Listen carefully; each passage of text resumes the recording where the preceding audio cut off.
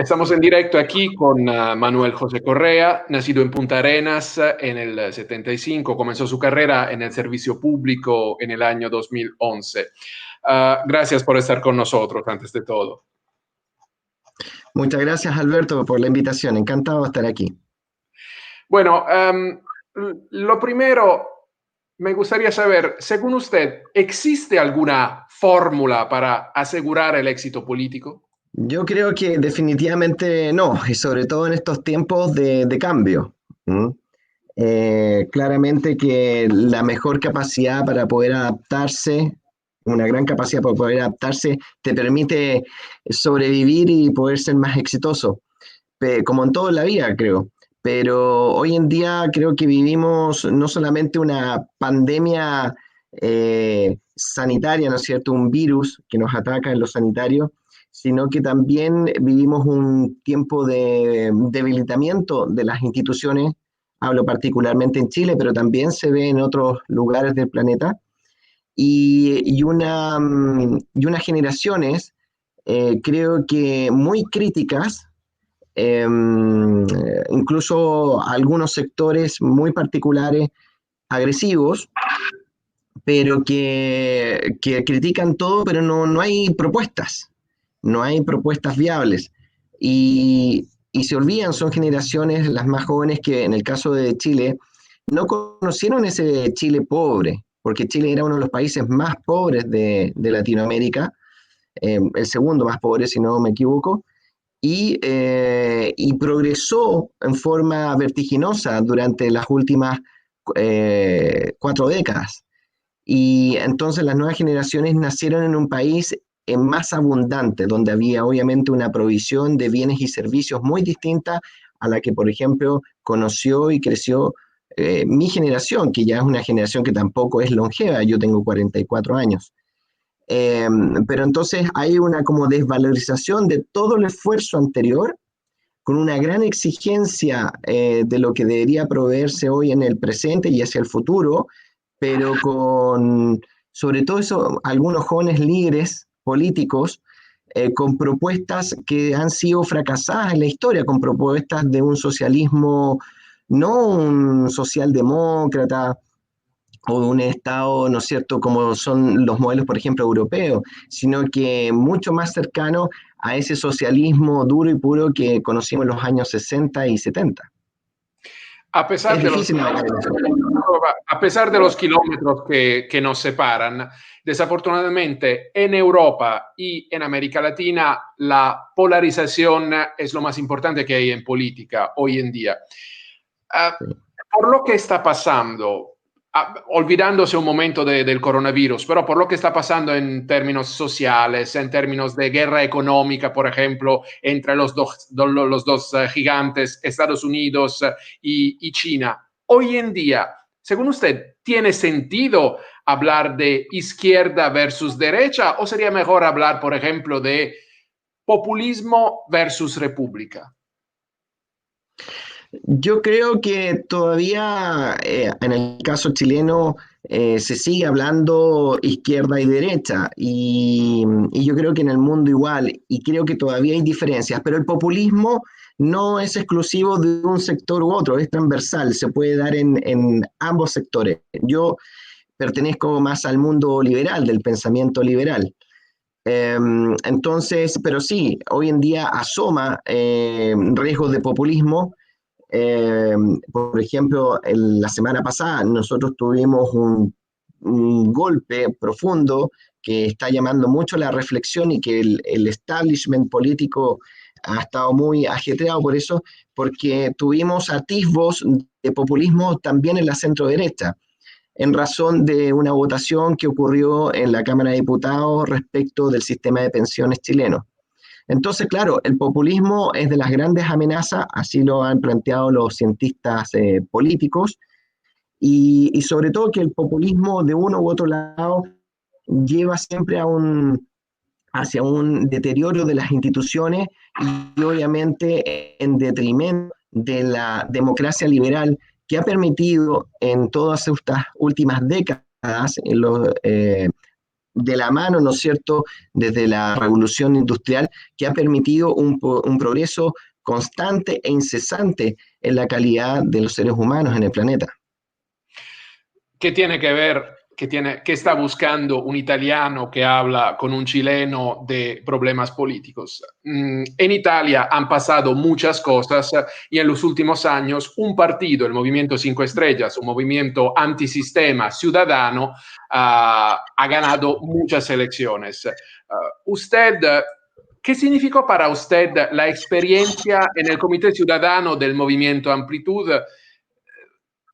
¿Por qué esa decisión de hacer política en un movimiento ciudadano y no en un partido tradicional? Bueno, lo de Amplitud, esto sucede, digamos, al término del gobierno del presidente Piñera del primer gobierno. Estoy hablando del 2014. Y ahí nace esta idea de parlamentarios, de políticos del mundo, originalmente venidos del mundo de la centro derecha, pero también del mundo de la centroizquierda, con la idea de poder potenciar el centro, la cordura, la mirada, ¿no es cierto?, republicana y con no dogmática, y de alguna manera unir lo mejor de estos mundos. Y a mí me atrajo mucho ese proyecto, ese movimiento, y empecé a participar desde un inicio con la idea y el fin de poder convertirse en un partido político. Eh, y justamente ese movimiento estaba llamado a ser mucho más conectado, de acercar la política a la gente, a los ciudadanos, ampliar la base de participación, porque una realidad, eso sí, del país. Obviamente que la política o la política representa una élite que hoy en día, no digo todos, pero gran parte no está dando el ancho. Y esta era como una respuesta ciudadana a eso. Lamentablemente no prosperó, no es fácil consolidar un partido político por distintas razones y, y bueno, simplemente uno se alejó. Yo nunca he querido estar de la mano de las malas prácticas y eso también ha sido eh, como digamos, ser un poco quijotesco, pero no quiero avanzar en el servicio público, pero por esa línea que, en que no caiga en lo que es las malas costumbres, que obviamente que cuando está en la lucha del poder político se da frecuentemente, lamentablemente. Usted habló de Don Quijote, pero para la gente que nos escucha, me gustaría explicar también que don Manuel Correa ha colaborado en la elaboración del programa de gobierno del presidente Piñera, en las propuestas de profesionales para el gobierno regional de Magallanes, por ejemplo. Entonces le pregunto, una persona con su trayectoria política y con su experiencia, según usted, ¿cuáles son los límites de los movimientos políticos ciudadanos? Eh, a ver, los límites. O sea, yo creo que los movimientos ciudadanos, Si hay límites, según usted. o sea, el límite, yo creo que no hay un límite fijado. El límite, o sea, los movimientos me parecen muy viables cuando finalmente están confluyendo hacia un sentido, hacia una visión, y están haciendo no solamente un movimiento por una crítica, que está bien hacer la crítica, hacer un diagnóstico, pero también en la proposición de soluciones. Yo creo que tal vez un poco el límite es ese límite de quedarse solamente en la crítica y en la idea de destruir, o la otra que es cruzar eso y realmente hacer un aporte real a la construcción de una sociedad. Ahí yo creo que se puede marcar una línea y una diferencia. A mí me gusta la participación de la comunidad y de hecho es lo que yo quisiera hacer si es que pudiese ser una autoridad, en este caso como gobernador regional, de poder potenciar, ¿no es cierto?, el trabajo comunitario. Es algo que yo lo siento de corazón, pero también que lo creo muy necesario, de que las políticas no pueden ser emanadas desde un Estado paternalista, sino que el Estado tiene que ser un facilitador para trabajar mancomunadamente y facilitar, ¿no es cierto?, el desarrollo y el aporte de la sociedad civil. Y para eso hay que volver también la mirada al barrio, a la comunidad, a la gente, a los dirigentes sociales. Y ahí tenemos el tremendo tejido social de participación, de movimientos, de estructura, que le da dinamismo y vigor a una sociedad. Esa es la respuesta casi a una pregunta que me llegó por WhatsApp.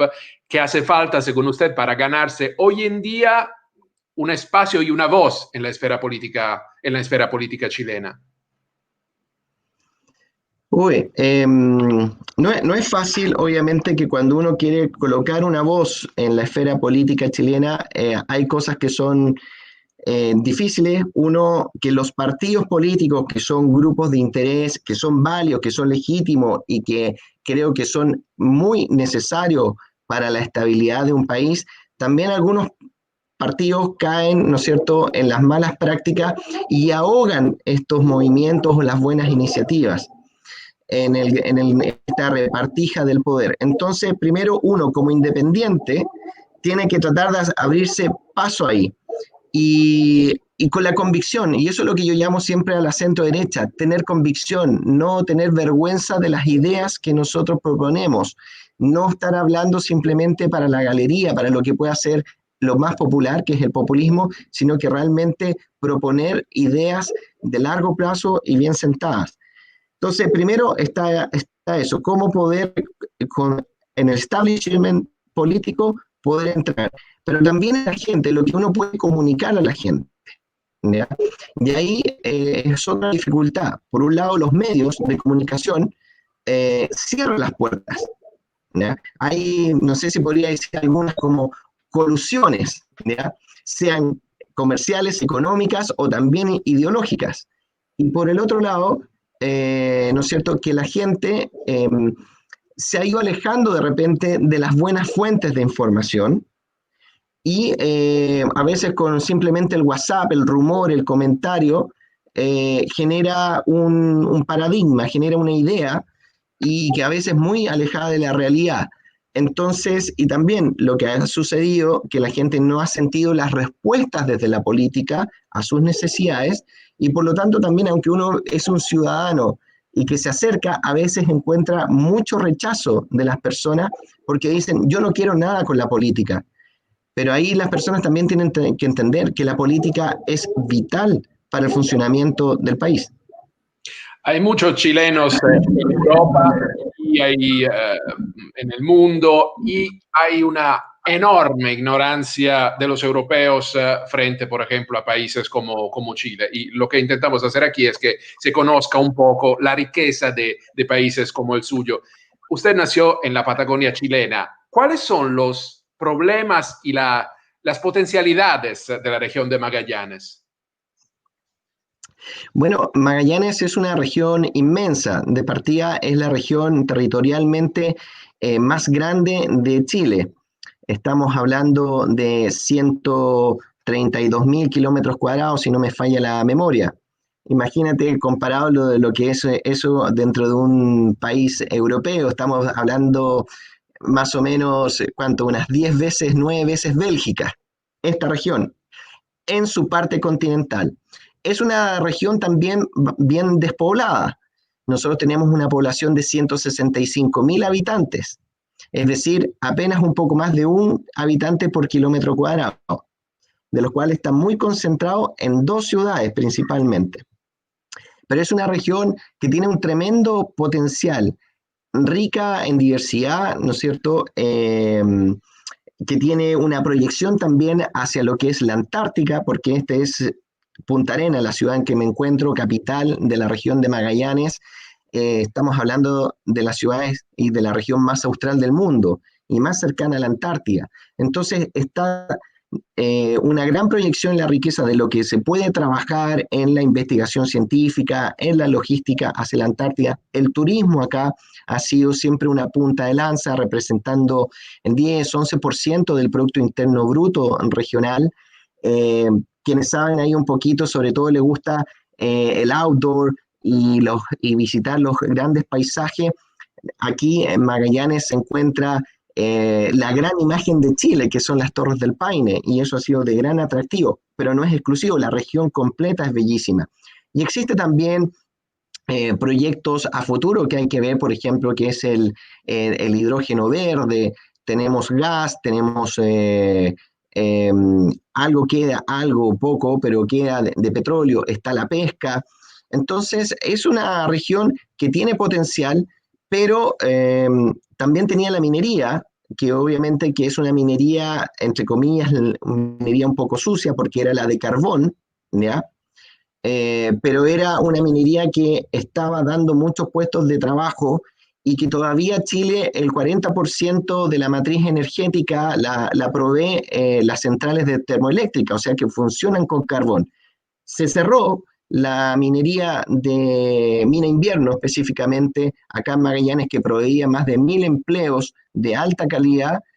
Se terminó la producción de carbón, pero Chile sigue importando carbón para alimentar esta termoeléctrica, pero lo que dejamos acá en la región fue simplemente desempleados, gente votados, sentados en la calle. Entonces, ahí tenemos yo llamo siempre a la unión a debatir y a dialogar en Magallanes de cuál es el Magallanes que queremos hacia el futuro. Un Magallanes diversificado en todas sus actividades económicas, pesca, turismo, ganadería, porque aquí también existe la gran concentración o la gran masa ovina de Chile, con casi 2 millones de cabezas de ganado solamente ovino. Entonces, ¿cómo hacemos para diversificar nuestra matriz económica, que eso provea, ¿no es cierto?, trabajos, puestos de calidad para todas las personas y aumente el ingreso y la calidad de vida, versus que hay corrientes muy potentes, que no solamente son de Chile, sino que a nivel extranjero, que desearían a Magallanes como un sitio de conservación profunda, ecológica, medioambiental. Y yo creo que ahí tenemos que realmente dialogar y definir lo que queremos, porque yo creo que tenemos que impulsar y promover un desarrollo económico sustentable, diversificar las actividades económicas, pero a su vez conservar la integridad de nuestros ecosistemas. A Y veces, ese es el incluso, desafío. a veces, incluso los chilenos que viven afuera no entienden o se olvidan de la situación, entonces se dividen en quien critica el gobierno y en quien está en favor del gobierno. Según usted, si está en favor de la descentralización, ¿cómo se desconcentra el poder y se favorece la descentralización? Y sobre todo, ¿qué beneficio trae la ciudadanía de este proceso, según usted?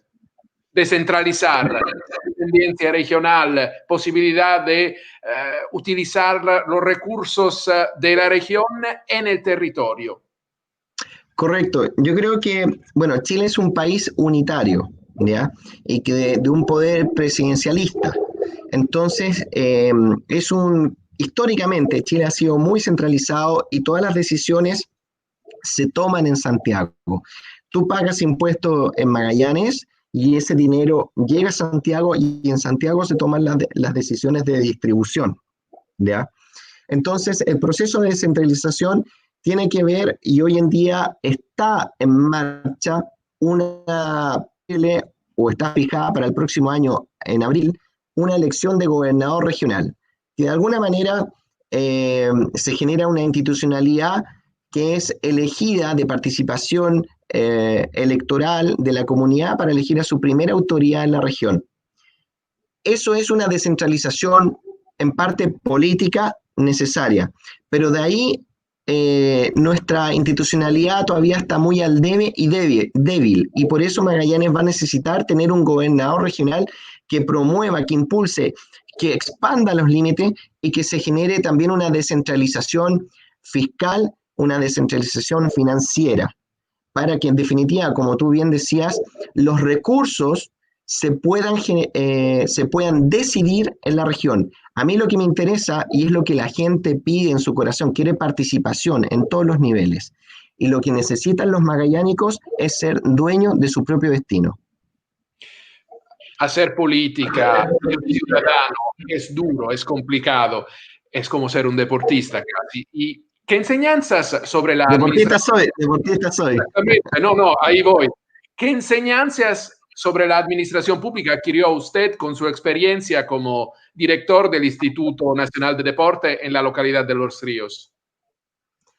Claro, tuve diría yo, la bendita suerte de poder llegar al Instituto Nacional de Deportes, donde asumí la responsabilidad de dirigir el deporte en la región de Los Ríos y justamente gracias a la buena labor eh, fui rápidamente promovido, ganando también en concursos de la alta dirección pública, que es muy distinto a ser un designado político, sino que fui por las competencias profesionales para hacerme cargo del buque madre que es de la región metropolitana, de la zona centro, donde se concentra la mayor parte de la población. Y como director de Los Ríos, como director metropolitano y como fue una experiencia en que pude, ¿no es cierto?, estar adentro, no afuera, sino que adentro, enfrentarme a una burocracia tremenda, a un instituto del deporte que venía todavía con una carga muy grande por grandes casos de corrupción. En Chile, los chilenos que nos pueden estar viendo se recordarán lo que era el Chile Recortes, en vez de Chile Deportes, Chile Recortes. Entonces, primero fue una tarea muy fuerte de poder sanear la institución, de que no hubiese casos de corrupción, que pudiésemos gastar de forma correcta los recursos que teníamos. Y el presidente Piñera en esa época tenía un tremendo acento para potenciar el deporte y nunca tuvimos un presupuesto tan grande para el deporte en esos años donde generamos, por ejemplo, los Juegos Sudamericanos. ¿Ya? Teníamos el Dakar y una serie de competencias, de las cuales incluso algunas me tocó dirigir como presidente de las comisiones. Entonces teníamos que hacer una gran tarea de utilizar eficientemente los recursos. Y también el trabajo social. Yo estoy convencido, y lo que yo traté de hacer e imprimir, de que acerqué el instituto a los barrios, a las canchas de tierra que todavía existen, eh, a los poblados rurales, y generamos un proyecto muy grande a nivel nacional, donde construimos centenas de estadios de fútbol amateur, infraestructura deportiva y planes deportivos para hacer de Chile un país de deportistas y avanzamos mucho porque Chile era un país es un país todavía muy sedentario. Entonces avanzamos mucho en eso. Y la verdad que lo que puedo rescatar es que uno tiene que trabajar de forma transversal. Mi equipo de trabajo no era un equipo afín a mis ideas políticas, ¿ya? De hecho, ni uno. Pero yo me di el tiempo todos los miércoles en la tarde de trabajar, también tengo estudios en el área de psicología, de trabajar como coach ontológico el equipo de trabajo en forma transversal. Y la verdad que me llegaron a emocionar hasta las lágrimas porque el equipo se afiató, tuvimos una mirada de país independiente de nuestras ideologías políticas, realmente sacamos adelante todas las tareas. Y eso es lo que necesita la política, necesita que tengamos nuestras ideas, pero que las pongamos sobre la mesa, dialoguemos y podamos construir la mejor propuesta. Y esa propuesta, todos juntos, como equipo, unidos, la saquemos y la llevemos adelante. Eso es lo que necesita Chile. Y hablando de propuestas, ¿qué es exactamente Magallanes 2020? Perdón, no te pude escuchar, ¿Qué es se fue un poco el audio. Magallanes 2020? Magallanes 2020, no, fue un concepto que en algún momento se acuñó pensando, porque originalmente íbamos a tener en octubre las elecciones de gobernador regional. Entonces era como de alguna manera, Magallanes 2020 era como un hito. Ahora, por la pandemia, por el estallido social o delincuencial, como también tiene su parte, todo el calendario político se traslapó y se corrió.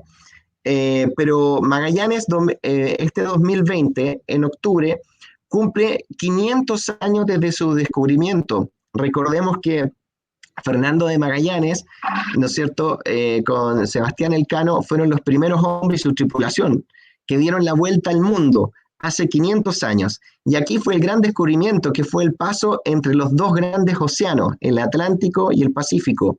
Y nosotros también nos estábamos preparando como región, como país, España, incluyendo su rey, Portugal, primer ministro, de celebrar los 500 años acá en la región de Magallanes. Y lamentablemente, entre la violencia y el virus, que se ha convertido, diría yo, en un solo cuerpo, ¿ya? Está cancelando totalmente las actividades. Yo sigo bien firme y sigo hablando también sobre este gran hito que acercó al mundo y probó que el mundo era redondo. Me han llegado, le repito, varias preguntas, sobre todo de personas que quieren conocer un poco más Chile, por ejemplo. La narrativa que llega aquí, por ejemplo, en Europa, es una narrativa de un infierno de desigualdad. Ahora, el discurso, por ejemplo, autoflagelante, diría yo, para destrozar el sistema de pensiones chileno, ¿tiene sentido? ¿Qué opina usted como economista y como político? Mira, lamentablemente ha habido un sector de una campaña muy fuerte que no más AFP, ¿ya? Con la idea de alguna manera destruir el sistema de pensión que es basado en la capitalización individual. Yo creo que eso ha sido un error, pero también un error de la política de no acoger seriamente un problema que es real, que las personas tienen bajas pensiones, pero no es inherente al sistema de pensión en sí mismo, porque nosotros, si uno ve lo que la gente ha aportado en el tiempo, ¿ya? 2/3 de su pensión corresponde a la rentabilidad lograda por el sistema de pensión. El Y no por problema la es que, contribución. perdón, Y no por la contribución de los jubilados al sistema. Es decir, el no, 70% de los fondos ha sido creado por la rentabilidad del sistema, como decía usted. exactamente, 2 pesos de 3, ¿ya? O solamente 1 peso de 3, ¿ya? Ha sido aportado por los cotizantes, 1 peso de 3, y los otros 2 pesos, ¿no es cierto?, es por las inversiones que han administrado estas AFP. Entonces ha generado, explicar esto no es fácil, toma tiempo, y la gente lamentablemente no tiene el conocimiento de esto y se deja llevar por estas bravatas o los más vociferantes que, claro, hablan de términos que son siempre atractivos, de la justicia social, etcétera, pero que nos quieren llevar a un sistema de reparto que todos sabemos que no es viable en el tiempo, no es viable en el tiempo, sobre todo que la tasa de natalidad en Chile es absolutamente de país desarrollado y Chile se está envejeciendo con una velocidad increíble. Lo que sí tenemos que hacer, que en el sistema de pensiones chileno se llame AFP o tenga otro nombre, lo importante es mantener la capitalización individual, pero también hacerse cargo de las recomendaciones que han hecho las distintas comisiones de expertos, que es aumentar la contribución. Acá en Chile, las personas solamente aportan el 10% de su salario a las pensiones. En Europa sabemos que es mucho mayor, el doble. ¿Ah? Sí. Entonces, tenemos que aumentar esa contribución. Y por otro lado, también tenemos que hacernos cargo con los pilares solidarios de las personas que hoy en día tienen bajas pensiones. Pero no podemos, en definitiva, generar un sistema de reparto porque ¿quién va a pagar la cuenta? Y esa pregunta no la responden, obviamente, los que quieren vapulear el sistema de pensiones chileno. Y ahora, antes del coronavirus y a pesar del coronavirus, la economía chilena tenía un crecimiento de PIB importante. ¿Cómo se posiciona, según usted, ante los próximos años? Mira, yo soy por naturaleza bien optimista, porque, no sé, soy deportivo, soy padre de familia, soy emprendedor, no solamente que he sido funcionario público, sino que también emprendedor, innovador tecnológico, etcétera. Entonces, soy una persona que siempre miro de frente hacia el futuro. Pero realmente creo que Chile está en un momento muy complicado, en un momento que yo digo que se va acercando al desfiladero, si es que no tomamos las correctas medidas en este minuto. Actualmente Chile, los últimos años ha ido perdiendo, diría yo, como competitividad, o sea, siempre teníamos como un buen nivel de crecimiento económico, pero lo fue perdiendo. De hecho, en el gobierno de la presidenta Bachelet del 2014 al 2018, nosotros tuvimos tasas de inversión negativas. Durante los 4 años de ese gobierno, la inversión cayó en Chile. Eso obviamente que no es gratis, porque eso te quita la posibilidad o el potencial de crecer hacia futuro. Eso lo entiende cualquier economista de primer grado. No es necesario ser un máster en eso. Pero entonces nosotros nos empezamos a colocar lastre con malas reformas tributarias. La reforma tributaria de la presidenta Bachelet recaudó la mitad de lo que tenía proyectado, ¿ya? Alcanzó a recaudar casi 1.500 millones de dólares, pero que se suponía que iba a ir destinado para la gratuidad de la educación universitaria. Pero ¿qué pasó con esos fondos? Más de 1.000 millones de dólares se fue íntegramente a la contratación de nuevos empleados públicos. ¿Te fijas? A gasto, ¿no? Entonces, lo que se ha estado construyendo en estos años es un Estado cada vez mayor e enquilosado, donde no provee, no satisface las necesidades reales de la gente. De hecho, la izquierda siempre tiene como bandera la igualdad. La igualdad, esa es su bandera de lucha, la igualdad. Pero resulta que, y quiere obviamente más recursos, más impuestos y más dinero para el Estado. Pero lo que vemos que en Chile, hablando de desigualdad, que la podemos medir por el coeficiente Gini, cuando antes de impuesto o después de impuestos, o sea, después que el Estado te saca la plata del bolsillo y la utiliza para distribuirla a la gente, el coeficiente de Gini no se mueve, no se mueve. De 0,46 pasa a 0,45. Entonces, puede sonar medio técnico lo que digo, trato de explicar en las palabras más sencillas, pero lo que quiero decir que el Estado no es un generador de riqueza ni tampoco cumple con esa función de distribución. Aquí las grandes distribuidoras de riqueza son las empresas, es el sector productivo, las micro, las pymes, las pequeñas, las medianas y las grandes empresas. Entonces, tenemos que poner los datos, la evidencia, tanto que se habla hoy en día de la pandemia, que tenemos que poner la evidencia científica sobre la mesa para tomar buenas decisiones. Yo creo que también tenemos que tomar y racionalizar muy bien los datos y ponerlos sobre la mesa, y no de estos discursos como el diputado acá de mi región, que es Gabriel Boric, que creo que es nefasto que un joven que salió de la universidad, que ni siquiera se tituló y nunca creó una empresa, nunca creó trabajo, hoy en día es la persona que quiere dictarle la manera de vivir a todos los chilenos. Me parece que es un mundo de loco, y eso es lo que me llama a mí también a entrar en política, para que podamos con la cabeza tomar buenas decisiones, acompañadas obviamente de lo que necesita y clama la gente, pero tomando buenas decisiones. Si no, el modelo exitoso chileno, que ha sido aplaudido, caso de estudio en las escuelas de economía en el mundo, puede realmente derrumbarse. Me permito hacerle esta pregunta porque usted estudió en Bélgica y entonces entiende también cómo piensan los europeos. Yo soy ciudadano de un país que durante varios años ha vivido más allá de sus posibilidades, Italia, sobre todo en los 80 y los 90.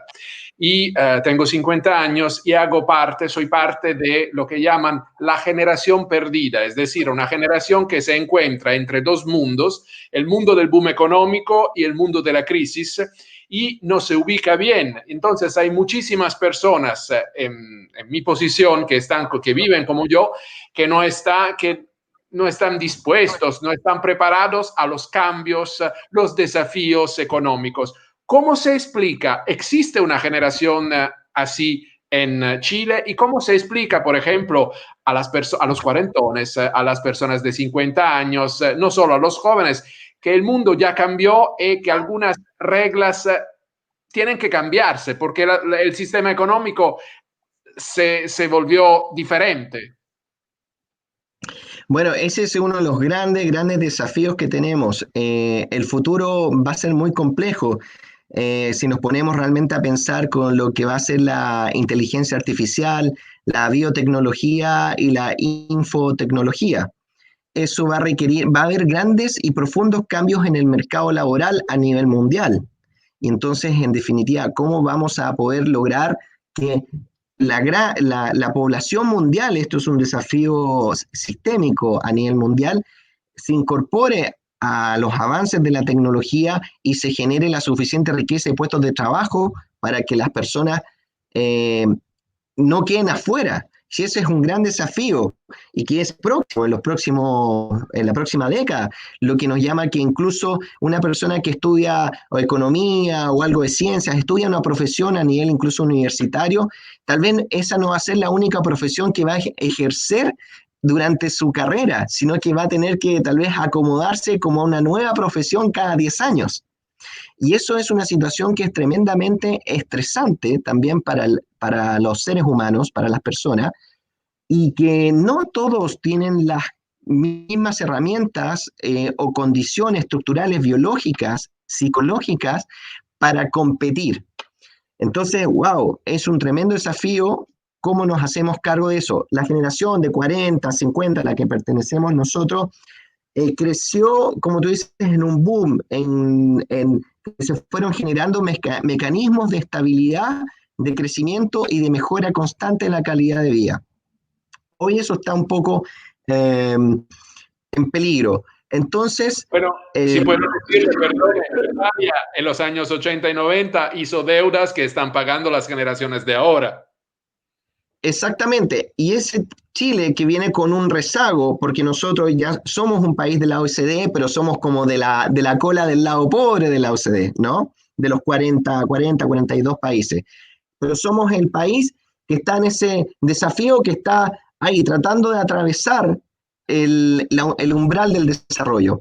Y obviamente que aquí hay personas que miran o tal vez desconocen la experiencia europea, que quieren tener el nivel, el estatus de Europa, pero sin abordar de que pueden estar embaucando, endeudando y dándole un gran peso a las futuras generaciones.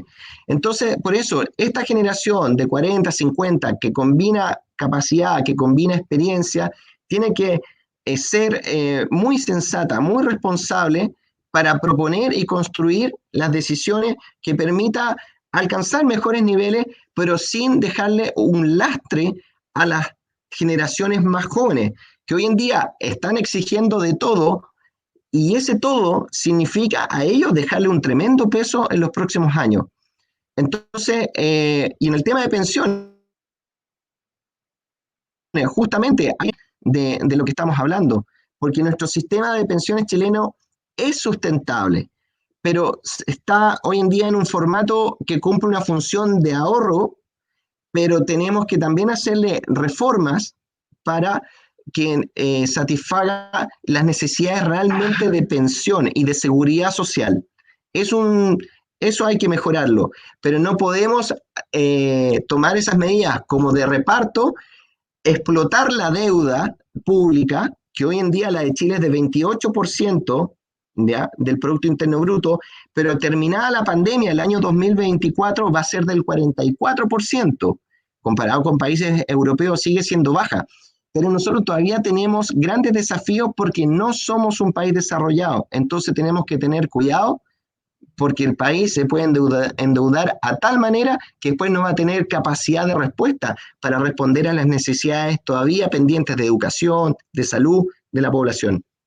Don Manuel, hay países que frente al coronavirus, que hablo de Francia, de Alemania, Italia no tanto, están aumentando el gasto. ¿Qué está pasando en Chile? ¿Y está de acuerdo usted con lo que está haciendo el gobierno ahora frente al coronavirus? Bueno, En el coronavirus? sí, sí, correcto. Mira lo curioso que es de repente el país. Hace 2 semanas, no más de 2 semanas, el gobierno, el oficialismo, los parlamentarios de la centro derecha de Chile Vamos, junto con los parlamentarios de la centro izquierda, excluyendo obviamente siempre el Partido Comunista y o el Frente Amplio, que están en una extrema, ¿ya? Pero el gran mundo político concordó un acuerdo de gasto fiscal para un paquete de 12.000 millones de dólares. Para otros volúmenes de países tal vez puede ser pequeño, pero a nivel latinoamericano, Chile es sin duda el que está haciendo el mayor gasto. Pero esos 12.000 millones de dólares son viables porque en definitiva el gobierno no lo hace con deuda, ¿ya? Y ese fue un acuerdo transversal. Y a los pocos días dicen, no, es insuficiente, tenemos que hacer un retiro del 10% de los fondos que están en las pensiones. Y ahí es donde empieza la locura, porque las pensiones que sabemos es consumo que hoy dejas postergado para el futuro, o sea, es consumo futuro. Entonces estás trayendo lo que te permite tener una seguridad social en el futuro para gastártelo en el presente. Yo creo que hoy el gobierno ha colocado distintas alternativas mucho mejores, ¿ya? De que sería retirar los fondos de pensión. Y si el gobierno tiene que endeudarse, tiene líneas abiertas, el gobierno, Chile siempre ha sido un país solvente y que ha sido responsable respondiendo a sus compromisos.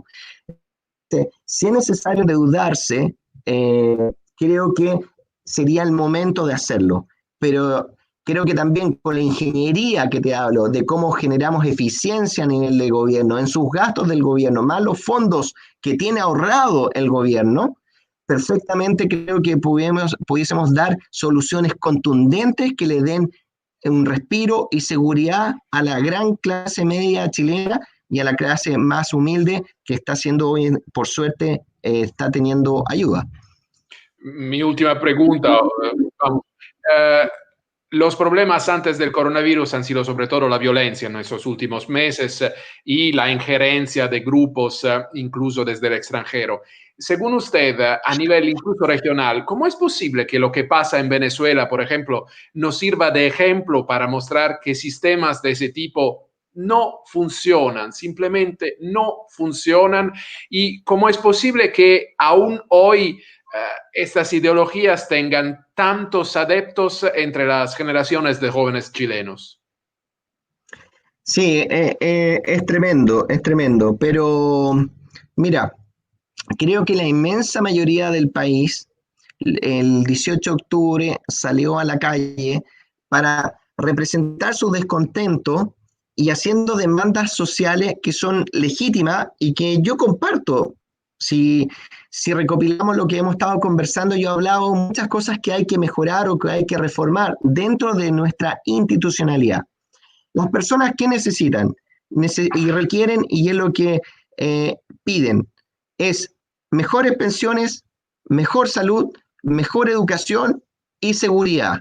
Principalmente son estas cuatro cosas. Las encuestas de opinión los últimos 20 años han arrojado sistemáticamente ese resultado. Pero aquí se vio una oportunidad para los extremos de agarrar ese descontento, ¿ya?, social y explotarlo en violencia y poder sobre todo meter, como se dice, un espolonazo, una cuña en nuestra institucionalidad, que es decir, para ellos lo principal es votar la Constitución. La Constitución que nos permite y que nos asegura las libertades, porque Chile, cualquier estudio internacional ve que Chile es de los países que gozan de mayores libertades en el mundo. Entonces, y lo que ellos quieren en su ideología, y es lo que ha ocurrido en Venezuela, es tomarse el poder para en definitiva coartar esas libertades, y ellos no están pensando realmente en el bien común, sino que quieren en definitiva traerse el beneficio propio, si ya lo hemos visto. Fidel Castro, un hombre que murió riquísimo. Maduro es otro riquísimo. En definitiva, hablan de la justicia social, hablan de la igualdad, pero lo que traen es pobreza para la mayoría de la población y riqueza para los que están en el poder. Entonces, las ideas incluso anarquistas.